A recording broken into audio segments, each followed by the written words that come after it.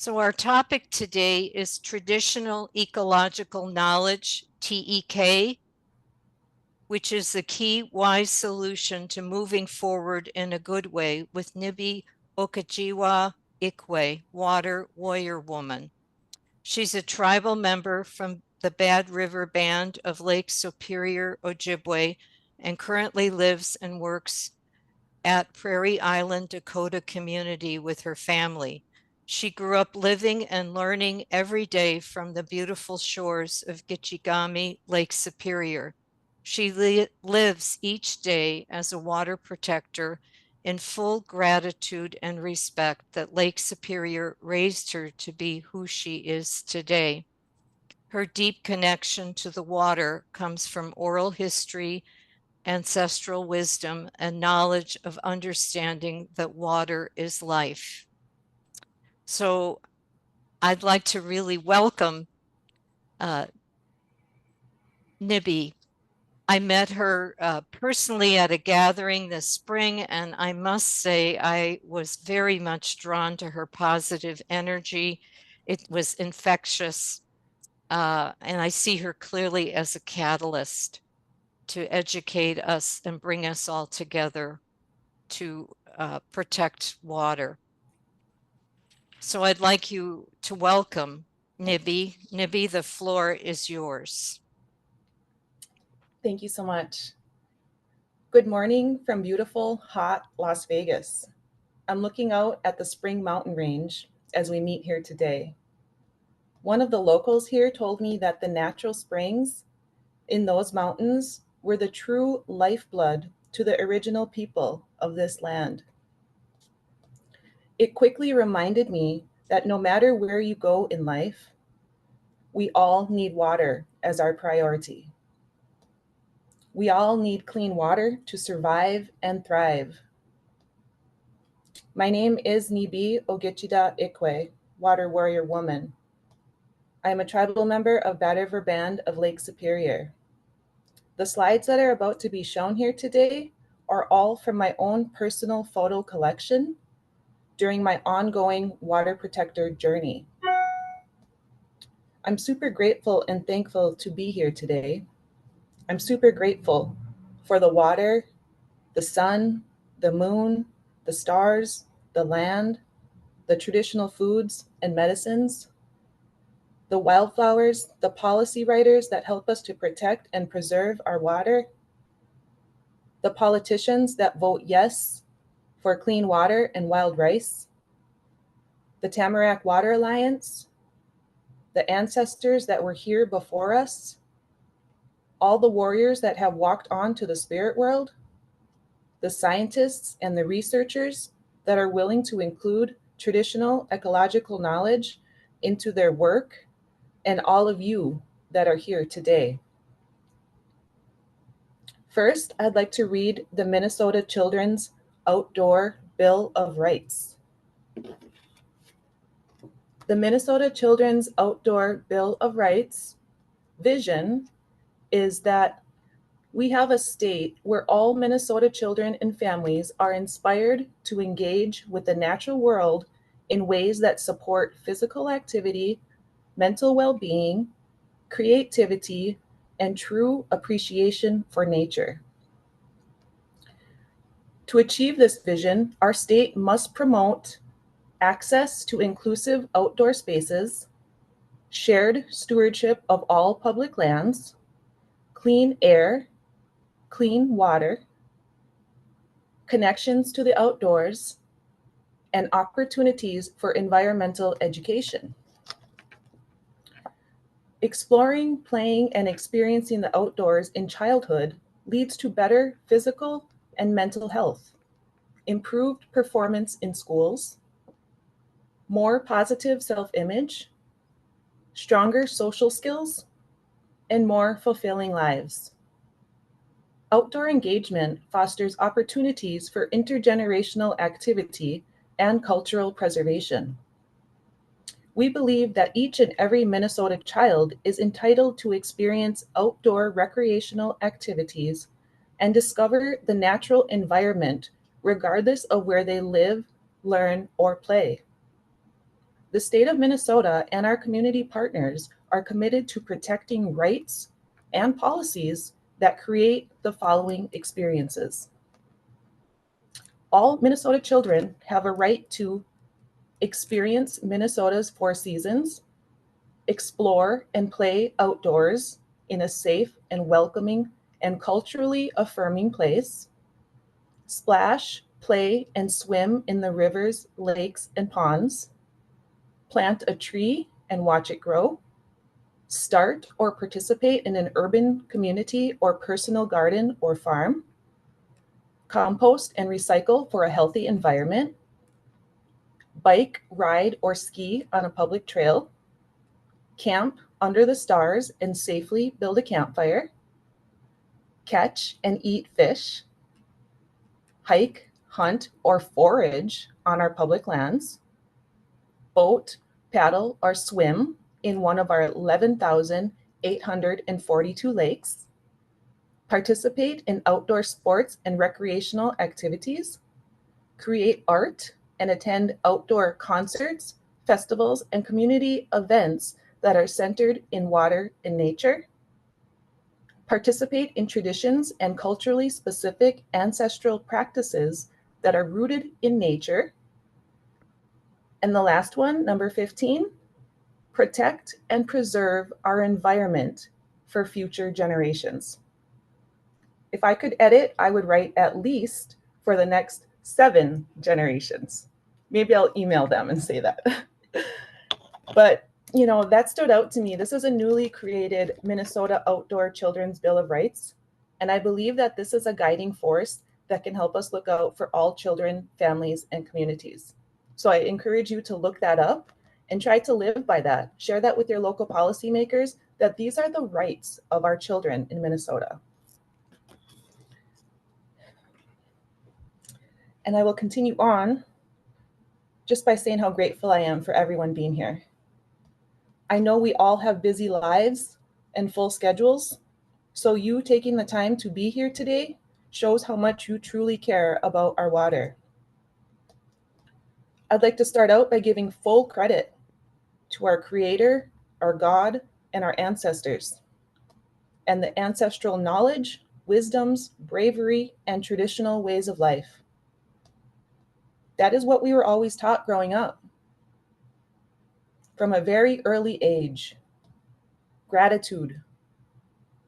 We are supposed to be living in harmony and balance with all of our ecosystems and all living things. We all have the honorable duty to look out for the next 7 generations. They are counting on us to do the right thing right now. This means that the decisions that we make today will have a lasting effect on all future generations. Our decisions we make today will shape the lives of our children, our grandchildren, and the great-grandchildren for 7 generations into the future. Water is our true legacy. A very wise woman I know taught me that the water that we have here today is the same water that was here with our ancestors. Thus, water is our relative. I grew up directly on the shores of Lake Superior, Gichi Gami. I would frequently talk to Lake Superior and look to the water for love, light, and clarity. Sometimes I would joke around saying that Lake Superior is really the one who raised me. But in reality, that really is the way it is. I went to the water for praying, meditating, relaxing, refreshing, swimming, floating, fishing, harvesting wild rice, canoeing, camping, cookouts, birthdays, weddings, graduations, parties, and so many more fun and creative celebrations all around the water. I also went to the water during my hard times. Funerals, grieving, heartaches, heartbreaks, crying, struggling, trying to overcome adversity, hardships, and many more challenging situations. I would often go to the water to seek healing happiness, strength, clarity, and divine guidance from above. Whatever the reason I was there, Lake Superior was always there for me. No questions asked, no judgments, no telling me I'm not good enough, just uplifting, just welcoming, just good healing vibes and good healing energy. Thus, I live every day in full respect and full gratitude for all water. I live every day as a water protector. It is in my heart, passion, drive, body, brain, motivation, and soul. My deep connection to the land and the water comes from learning our oral histories, stories, and traditional ways of life, and appreciating all ancestral wisdom as gifts, and having the complete understanding that water is life. First and most important is to acknowledge and understand we are all water. Our first environment is water, as we are all born from water in our mother's womb. If we take good care of the water will take care of us. Another wise woman I know taught me that whatever happens to the water happens to the people. When we allow poisons and toxins to be dumped into our waters, we are actually poisoning our own people and all living things. Right now, in my own Dakota family, we are now 3 generations removed from eating healthy fish and wildlife from our own water. 3 generations removed. This is actually going backwards and not looking out for the next 7 generations. I often ask myself and others, how is this not the most important headline news? Because it is very important to me. My children have never eaten healthy fish from their rivers, lakes, and streams. My children's great-grandmother, Yvonne Walker, may she rest in paradise, was an avid fisherwoman, and she was a strong pillar in her tribal community.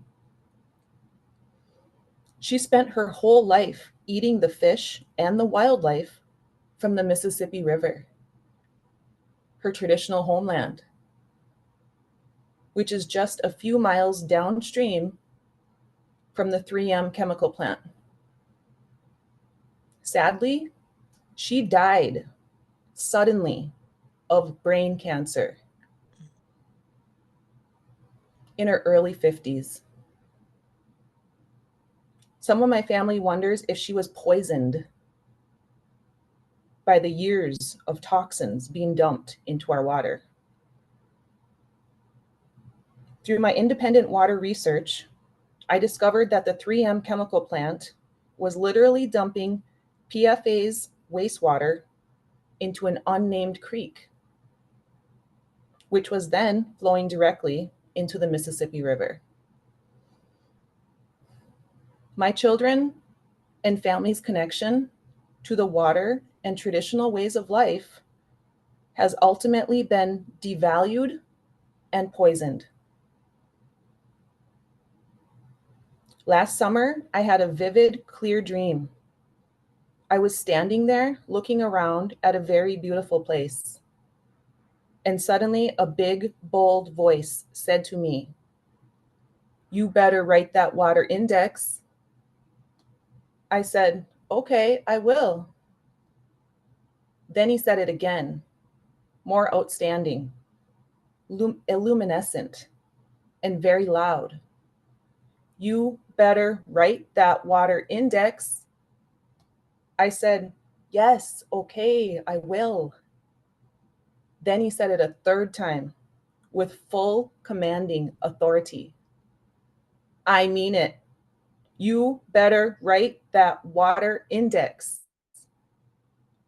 I said, yes. Okay, then I will. I could feel those words go deep into my heart, body, and soul. And all I could think of is, wow, this is someone I would never say no to. Then I woke up. I immediately went outside to put down some tobacco and pray, to give full gratitude and full respect for trusting me with this powerful divine guidance, wisdom, and vision. I think about this dream every day. I think about how and what is the best way that I can create this water index. I'm starting to wonder and realize that we are the water index. As we work together to align our hearts, values, and water is life ways, we are stronger together. So I am here today asking all of you, if you are interested, to join me, to be a part of my water index.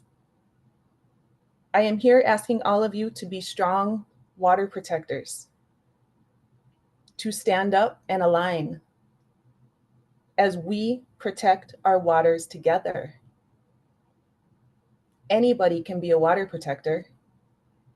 All you have to do is care. Care about and help us to protect our waters. Help us to keep it clean and fresh and healthy for our next 7 generations. Now is the critical time to align all our water protectors together. I have a lifelong personal goal to help all of our policymakers and policy enforcers to understand and enhance the fact that traditional ecological knowledge, TEK, is the key wise solution to moving forward in a good way. Ancestral wisdom is a very valuable gift. All we have to do is remember. Remember what we already know. Water is life. Miigwech, Padamia, and thank you. Thank you, Nibi. Very inspiring. I wondered if you could speak about your activities as a water protector, all the number of things you've been involved with, to give us ideas for what we can do. Awesome. Like I said, anybody can be a water protector. All you have to do is show up, use your voice, send an email, talk to your policymakers, talk to people in the community that have the ability to make a positive change. The people who are making decisions have the responsibility to listen to us as citizens and people of this land. This land belongs to all of us. That was the natural way.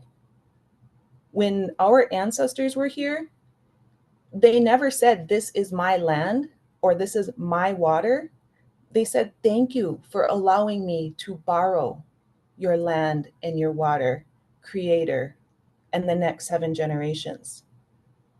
The land and the water that is here today is really meant for all. This is supposed to be a place for all the next 7 generations to live and thrive. So what I'm asking you to do, and what you can do on your own time, is reach out and speak your mind and speak your heart and soul of how much water means to you. At some point, I feel that all it really takes is for us to form a friendship and an alliance with people that write the rules and the laws. If we can get them to come down back to earth where we all are living and playing on this land and water and seeing how genuinely we care about it, hopefully we can get them to care as much. Because like I said, all you have to do is care. Once you feel that in your heart, then the real work begins. And that's where we can all do better. So just get out there and, talk to people, send a couple emails, show up for events, be willing to use your voice in a good way. And I like to continue to smile through it all, Yeah. Yes. It's a hard job, but I don't let it get me down. I feel like every time I meet another person that wants to be a water protector, I feel uplifted and I feel rejuvenated. And I feel that the ancestors and the gods and the creators and whatever you believe in are smiling at us too. They want us to do good work. And when we do that good work, we feel that karma and that good energy come back to us. So it's like a full cycle. You put out the good energy, that good energy will come right back to you. So keep that in your heart. And, I think that we can all do that. You recently shared a photograph where you had been a speaker for the Bad River movie on line 5, I believe. Can you say or share what the audience response was to your talk? That was very beautiful and amazing. I just happened to be at a meeting where a lady was looking for a Bad River tribal member. And I was like, hey, I'm here. And, it felt like it was meant to be because there are so many people that are not specifically from Bad River, but they know about Lake Superior. They know about that big, beautiful fresh water. So the second I even mentioned Lake Superior, everyone was like, what? Can we help? We want to join. I want to learn more. So when we got that event going, it was an amazing and beautiful time because all people showed up, all ages, all backgrounds, all different careers, all different lifestyles, and we all came together in a good way. It was very beautiful. I was so proud of how many people care about water. And the crazy thing to me is that some had never even been to Lake Superior, but it's their lifelong goal to get there. Oh, wow. So to have that opportunity Yeah. to share the good energy, I was like, come on up, come visit. Everyone's welcome. Lake Superior loves us all. So it was very uniting.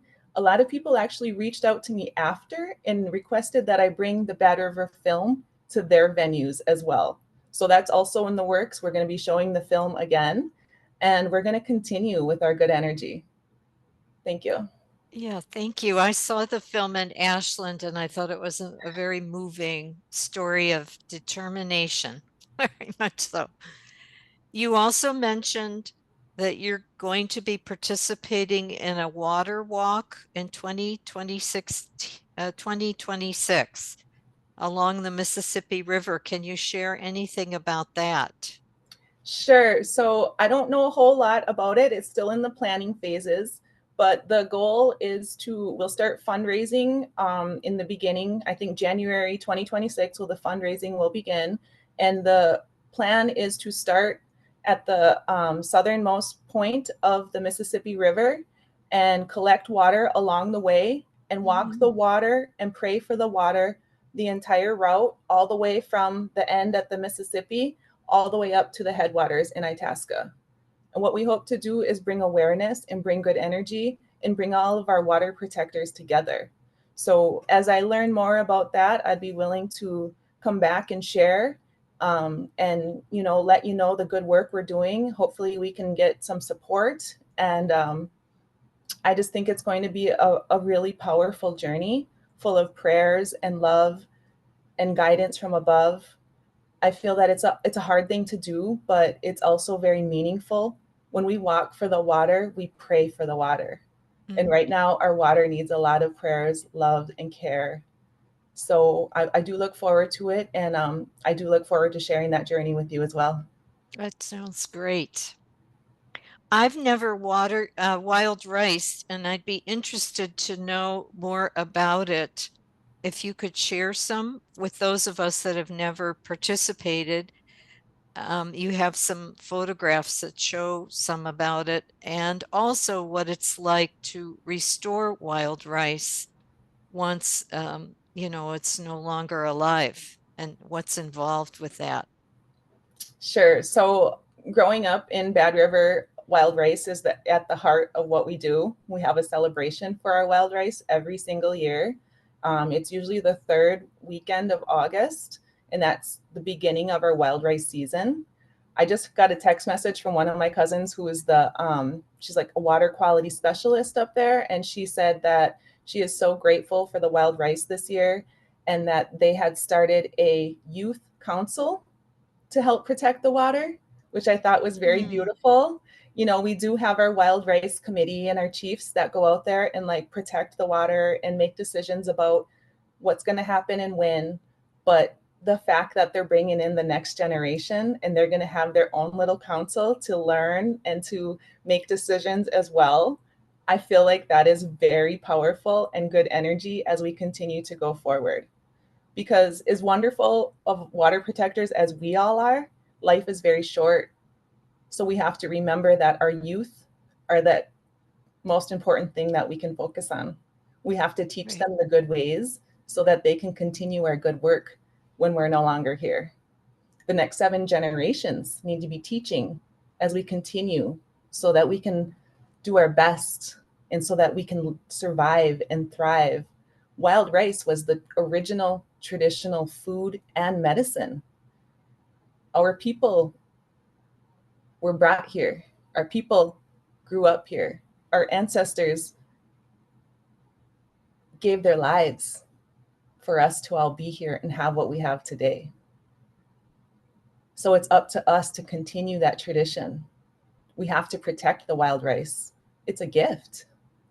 You know, when someone gives you a gift, you have to cherish it and value it and remember where it came from. And in that, that's how we can continue to do the good work. I was very excited for my children who recently got to have their first wild rice harvest, 2023. It was a long haul to get there. It was a lot of work to get there. 10 years of restoration. Wow. I laughed one day when I thought about it. I said, I think I was pregnant one of those times when I was out there doing the restoration. So Oh it my. felt full circle. It felt very beautiful to see my children out there in the wild rice. I knew that the work that we had done was so valuable and so meaningful. And all those days out there wondering and praying, like, please, wild rice, please come back. We love you. We're going to care for you. We need you. We want you.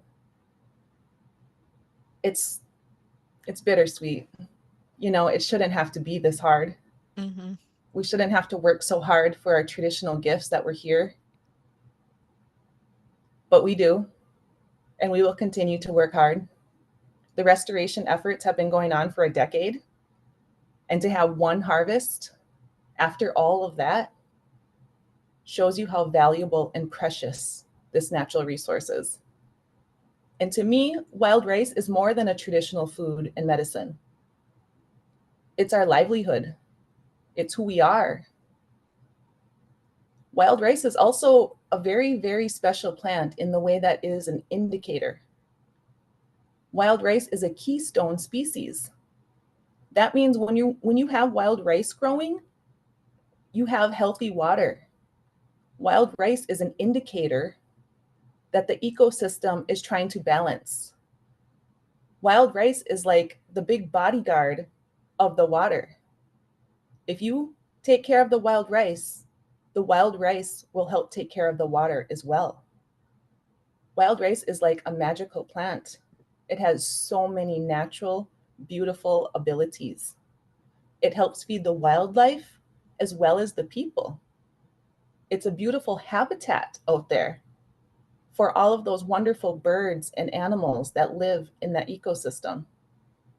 Wild rice helps all, not just people. Wild rice helps the ecosystem. So we need to remember that, this is not just for us.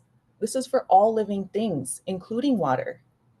So we need to raise wild rice up on a pedestal and honor this beautiful medicine for what it truly is.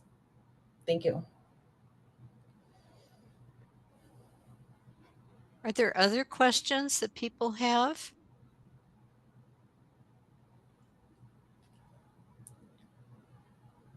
I have one more about treaty rights and why they matter and how we all benefit from them. Can you share anything about that? I'm not an expert at treaties, but what I do know is that they are the original laws of the land. It's kind of sad that we have to even remind people of that, in my opinion. I feel that before the treaties, we already knew the balance and the harmony of the land and the water. We were already available for being caretakers naturally. We already had a good relationship with the land, and it was from our heart. It's from our soul. We knew to take care of the land and water because the land and water would take care of us. But then later, when these treaty rights came around, it changed our traditional way of life in many ways. But I also try to remember that it did help us to retain some of that traditional way of life. So I try to remember to be grateful for what we do have. And in my position as the chairwoman of Minnesota Parks and Trails Legacy Advisory, the first thing I wanted to do as chairwoman was bring my whole crew, the whole council, out to the state capitol. Because at the state capitol, there is a permanent place for an exhibit called Why Treaties Matter. It's a very beautiful exhibit. It's open to the public. I would love for everyone to go and check it out. Bring your family, bring your friends, make a full day of it. Go learn, go have fun. The Capitol building is there for all of us. It's not just there for policymakers and policy writers and all of that. That Capitol building belongs to the people. And to have a spot in there for why treaties matter was very beautiful to see and to be a part of, and showing all of my colleagues and my friends, this is what we should all be guided by. If anything, these treaties are there to help us keep the peace and help us keep our traditional way of life alive and well. So I do advise you to look it up. I think they also have an online version where you can just, on your own time, go and learn about why treaties matter. And then maybe after you learn some stuff, like by doing your research, go and check it out in person. It's very interactive, and there's amazing photos, real photos. And it's just a very good energy. I'm so happy that it's a permanent exhibit. That shows how important it is to be at our state capitol. So I'm looking forward to learning more with all of you, but I feel like that is a really good starting place to get started and to, try to make a difference. Try to get that knowledge as power for yourself, because you can use those words and that energy to help you in your water protector journey as well. Thank you. There's a couple more questions. The concept of 7 generations is very important. Can you say more about how it seems that many people in the community just don't get that? Yes. When our ancestors taught us about looking out for the next 7 generations, that's literally the most beautiful thing you can do. Who doesn't want to look out for their great, great, great, great grandchildren? You don't have the opportunity to meet them in person, but you do have the opportunity to leave a legacy for them. They will know who you are by what you leave behind for them. Our stories and our journeys are our legacy, and our great, great, great grandchildren will know about it. We're making history right now. We are living history. Our decisions will directly affect their lives. Our decisions we make are shaping what kind of life they will have. Do we want to leave them clean water, or do we want to leave them with poison? I can't imagine gifting any of my great grandchildren poisoned water. What are they going to do with that? How are they going to survive and thrive? We have the opportunity to keep it pristine and fresh and clean so that they can enjoy it and live by it and eat from it the way that it was meant to originally be.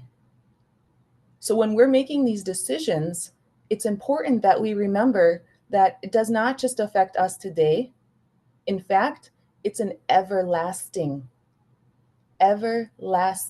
decision, especially when it comes to water, because once it's dirty and polluted, it is very expensive and hard to clean.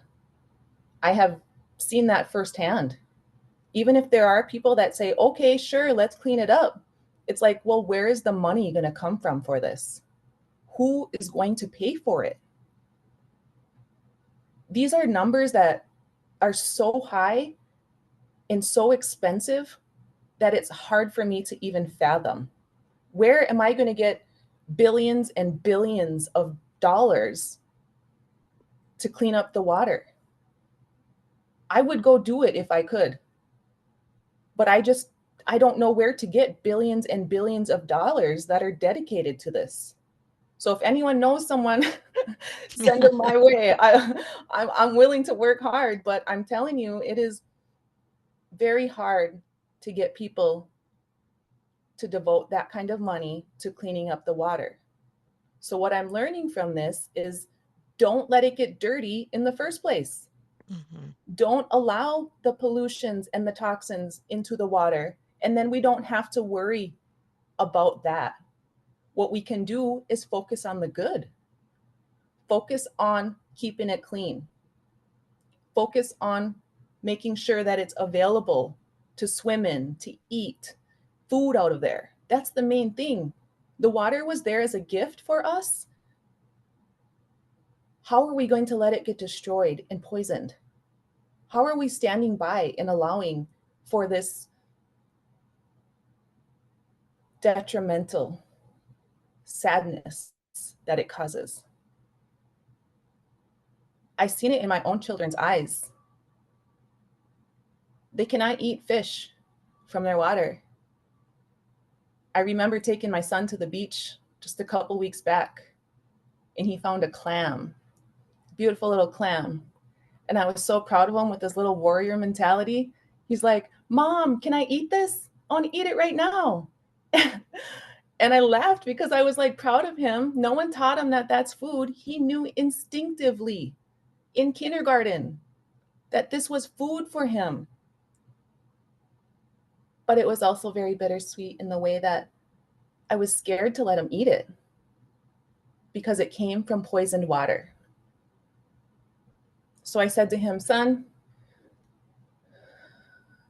I want to let you eat that, but I'm worried you're going to get sick if you do. So he said, can I use it as bait? I said, sure, let's use it as bait. So him and his little sister, they got a makeshift fishing pole. They found a stick in the yard right on the beach right there. And they made a little fishing pole and they put their clam on there. And then they began their pretend fishing adventure. And after playing for a few hours on their pretend fishing adventure, I said, okay, well, let's pack it up. We got to go, we got stuff to do. And my son, he said, no, Mom, please, I want to stay here for 10 million years.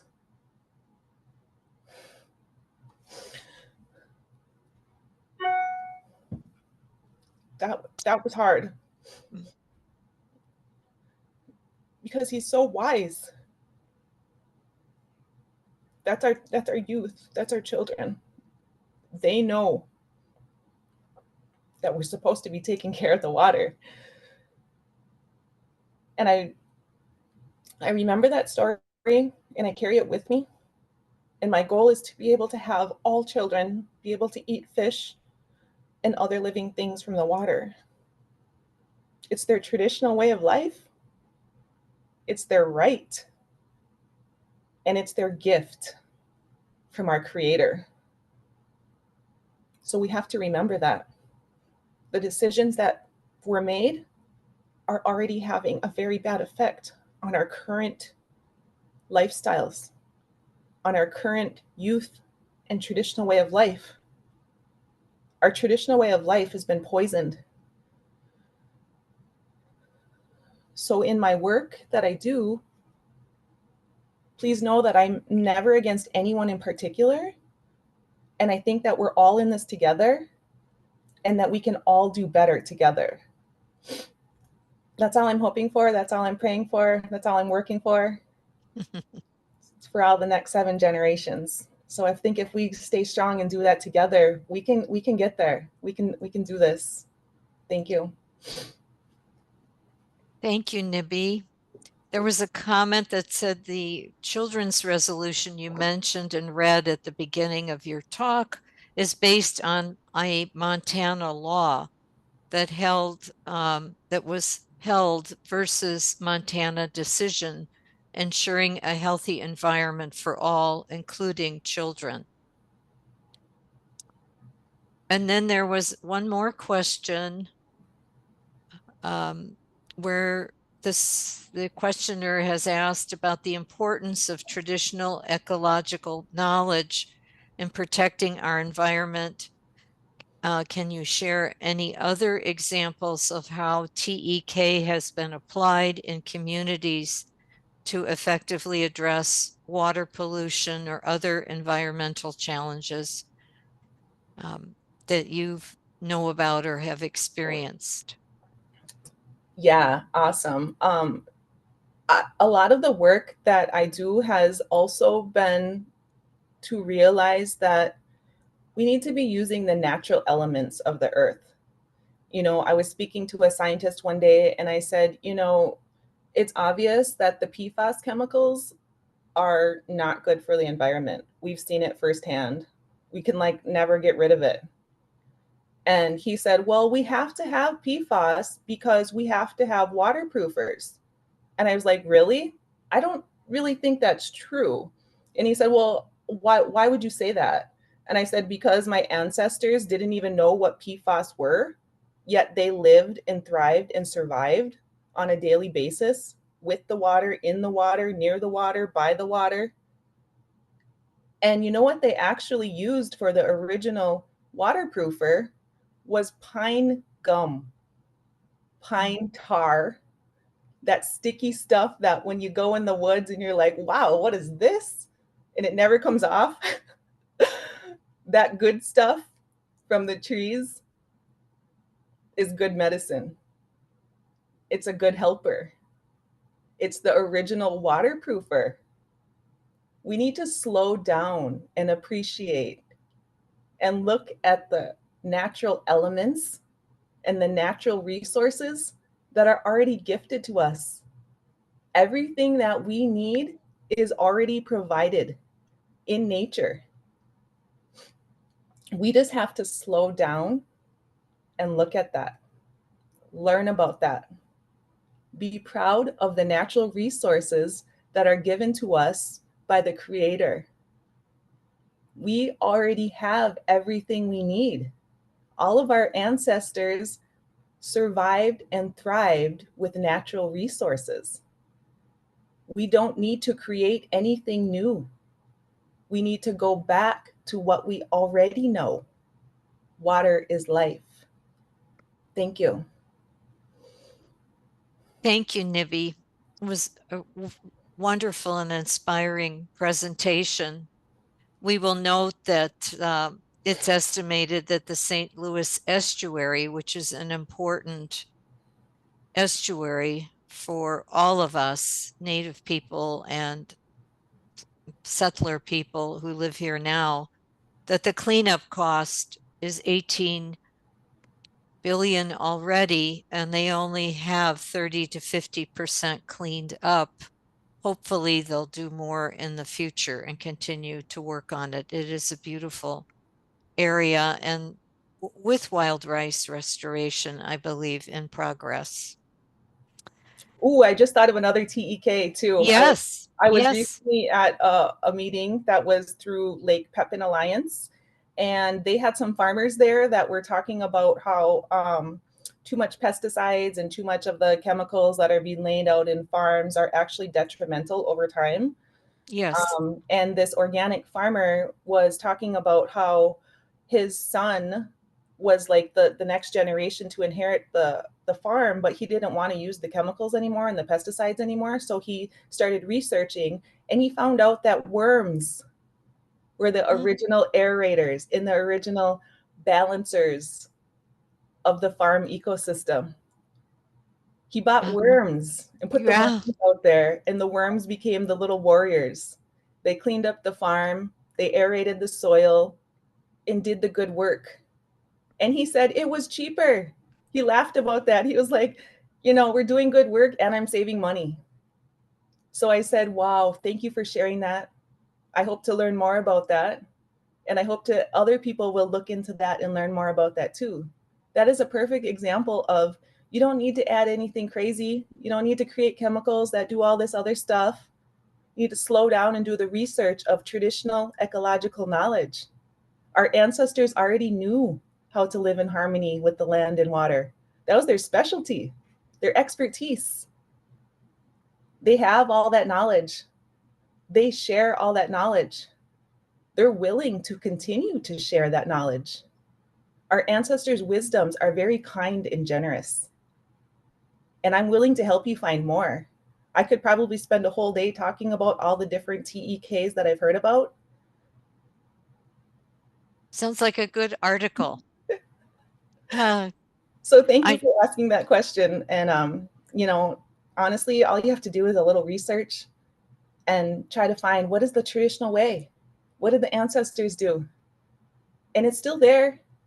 You just have to do a little research. You have to put your heart and soul into it and really want to believe that there's a better way, because there always is. It was already there. And we actually already all know about it. It's in our DNA, it's in who we are. We just have to allow ourselves to remember the TEK, traditional ecological knowledge, is the key wise solution to moving forward in a good way. Thank you. wanted to correct one thing that was said. It's $1 billion in cleanup for the St. Louis estuary, if that wasn't clear. And then there's one more comment from a retired person who said he helped bring Project WET, Water Education for Teachers, to Minnesota. It consisted of two volumes, kindergarten through 8th and then 9th grade through 12th, and it helped to connect youth to water issues. That's good information for those of us that are involved with the schools. Thank you for sharing. That's And beautiful. thank you for the presentation, Nibi. It was great. Awesome. And everyone is always welcome to reach out to me after, if you want me to help clean up your waters or speak at your events or just be a friend, be a water protector with me. Join my water index. Everyone is welcome. I love you all. Miigwech, Pudamia. Thank you. Thank you.